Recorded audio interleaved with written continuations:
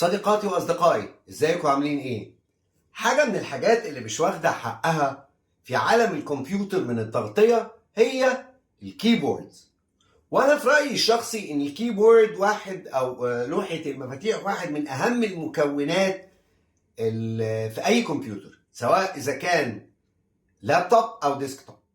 اللابتوب بالنسبه لي انا مهم جدا، لان انا حد بصنع محتوى وبكتب كتير، انه اللابتوب يبقى مريح. الكيبورد بالنسبه لي تبقى مريحه. وهنا هنختلف، لانه تعريف مريحه دي هو تعريف شخصي جدا. انا ممكن اقول انه دي مريحه، دي ما تريحكش، فده وجهه نظر شخصيه تماما، فتقبلوا رايي. ولو ناويين نختلف تعالوا نتكلم في الكومنت. طيب، ساعات خلينا اول نتكلم النهارده هنتكلم على الديسكتوب كيبوردز، وبعد كده ممكن نتكلم مره على اللابتوب كيبورد. الاول ممكن يبقى عندك كيبورد زي دي كده، دي بتاعه مايكروسوفت مالتي ميديا، ودي ميزتها انك لما تحطها على الديسكتوب عندك شريط المهام فوق بيساعدك في حاجات كتير جدا ويخلي حياتك اسهل. هي بلاستيك وبكابل يو اس بي، بس في منها كمان من غير كابل. انصحكم لما تيجوا تشتروا كيبوردز دوروا على الموديلات الاقدم، لانه ارخص. الكيبوردز الجديده وخصوصا مع الدولار واللي بيعملوا فينا قله ادب. وطبعا لازم تبقى متعربه. دي بس مشكلتها ان مساحتها زي ما انتم شايفين كبيره شويه كاستخدام. خلينا الاول نتكلم عن الويندوز وبعدين نتكلم على الماك. طيب، او ممكن تستعمل حاجه زي دي. دي مايكروسوفت سيرفيس كيبورد، بس دي بلوتوث. ميزتها ان هي خفيفه ولطيفه، وكمان الكتابه عليها متعه يا جماعه، متعه متعه متعه متعه، تحفه تحفه. وبتشتغل ببطاريتين قلم، وزي ما انتم شايفين انا فالح قوي فضيعت الغطا ولزقتها باي حاجه، بس هي حلوه جدا، حلوه جدا. يمكن اللي يعادلها هنا الماك بوك او الابل الومنيوم كيبورد بتاعت الاي ماك، ودي حلوه قوي. هي دي برضو معدن على فكره، ف كويسه جدا وبميل وبس. هي بكابل وبتاخد يو اس بي، يعني بتاخد يو اس بي وتديك يو اس بي فاضي. في منها طبعا وايرلس او بلوتوث، وحلوه قوي قوي قوي قوي. والكتابه عليها بصوا،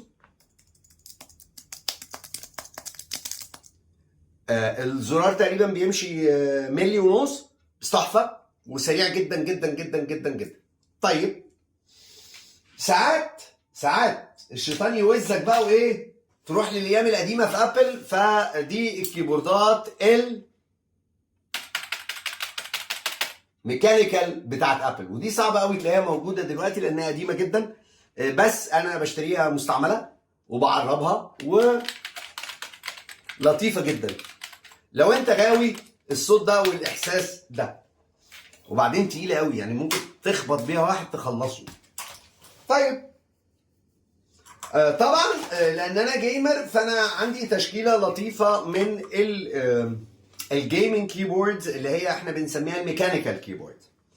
وان كنت ما بروحش في القصه دي للوجيتك وريزر واروجي، لان اسعارهم غاليه جدا في مصر. فانا شايف انه كان حل سعري كويس جدا، وجربتهم كتير. اولا انت بتشوف نوع المفاتيح اللي بيريحك ايه، سواء اذا كان بلو ولا ريد ولا وايت، حسب. انا اقرب للريد، صوتها مش عالي قوي واكيرت جدا ورد فعلها لطيفه، وعندي من دول كذا واحده، يعني ريد دراجون. ما جبتش اللي هي الكبيره اللي هي فيها نيومريكال باد، لانه مش محتاجه. ودي كومباكت على سطح المكتب. حاجه مهمه جدا لما تيجي تتكلم على ديسكتوب، شوف ديسكتوبك مساحته كام عشان تبتدي تشوف الكيبورد. فانا هنا عندي مساحه معقوله، بس دي بتوفر مساحه جامده جدا، وبعدين برضو قويه جدا. يعني بص، تموت بني ادمين يعني، ومريحه جدا في اللعب، وبتنور بالليل، والوان ار جي بي وبتاع، وحاجات لطيفه يعني. فده الجيمنج، دي بستعملها لما اجي العب جيمز، لكن عاده دي واصله دايما، البلوتوث ديت واصله، لان دي اريح بكتير في الكتابه. طيب، ساعات لما بطلع بره بيتنا ويبقى معايا تابلت فببقى محتاج كيبورد بلوتوث. ممكن اخد دي، وبس دي انضمت للجناح مؤخرا، بس حجمها لا يشجع انك تشيلها للتابلت.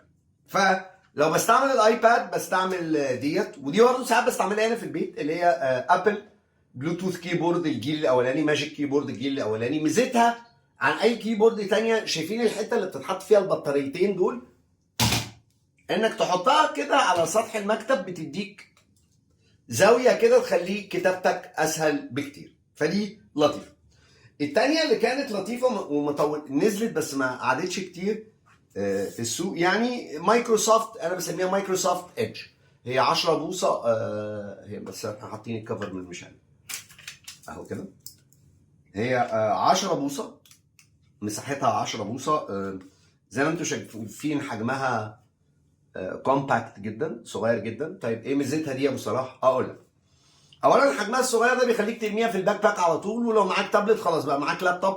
وانا عاده بعمل ده سواء اذا كان اندرويد او مايكروسوفت لابتوب، مايكروسوفت تابلت يعني. ممكن استعمل بيه بدل الكيبورد اللي ممكن تدفعها بتاعت مايكروسوفت، بالذات في السيرفس برو، او في اي حاجه تانية ويندوز دريفن اللي هي الهايبريد، او حتى اندرويد. فاهي حجمها لطيف وخفيف وجميل، وبرده حطيت البتاع بالمشقلب. طيب عندك برده الحته بتاعت الويدج دي، فلما تيجي تحطها على اي سطح من الاسطح، وبعدين ثابته لان فيها الفرمله دي. طيب ايه تاني؟ دي بقى اللي بحبها ليها قوي، انه تروح فاكك الكفر. اول ما بتفك الكفر على طول البلوتوث بتاعتها، هي مش تشيكلت، مش جزر، لا هي لازقه ببعضها، بس مريحه قوي في الكتابه. هي جايه بالعربي، وكانت زمان بقى قبل ما الدولار يطلع، مش هقول لكم بكام. اللعبه كلها في الكفر بتاعها انه ناشف جدا، مش بقتل بيه حد. بس لو انا عندي تابلت وحبيت بعمله كده اهو، واحط التابلت هنا واشتغل بالكيبورد كده على التابلت، خلصت شغلي. وانس ان انا حطيت الكفر على الكيبورد، هي بتفصل نفسها على طول عشان توفر طاقه. ممكن هنا دي بتستعمل بطاريات قلم اللي هي التريبل اي، ودي برضه ممكن البطاريه هنا تقعد كتير كتير كتير، اطول مما تتخيل يعني، بالسنين حسب الاستخدام. فدول مجموعه الكيبوردز. في رايي الشخصي انه دلوقتي ما بقاش فيه فلوس كتير قوي انك تشتري كيبورد، فممكن تلاقي حاجات كويسه قوي لو نزلت حاجات زي مول البستان. انا مثلا دي جبتها واحنا والشباب بيوضبوا المحل في ريندرز، كنا يعني، ففجاه لقيت ديت وجبتها، وبصراحه مقتنع بيها جدا من ساعه ما جبتها. لان يعني بص، الكيبورد يا تساعدك تشتغل، يا تساعدك تلعب، يا تكرهك في الشغلانه. فانت اختار بقى هتعمل ايه. اتمنى اكون قلت حاجه مفيده. طبعا لو عندكم تعليقات وكومنتات تنوروني. لو عجبكم الكلام سبسكرايب، هي كليك واحده منك تفرق معانا جدا. سواء بقى انت شايف الكلام ده على يوتيوب، تيك توك، او انستجرام. ويا ريت يا ريت لو عجبكم الكلام قوي بقى شيروه. شكرا جدا لوقتكم، اتمنى اكون قلت حاجه مفيده الاسبوع ده. اشوفكم على خير الاسبوع الجاي مع معدات وبرامج جديده. سلام. يجعل اسبوعكم حلو زي قلوبكم يا رب.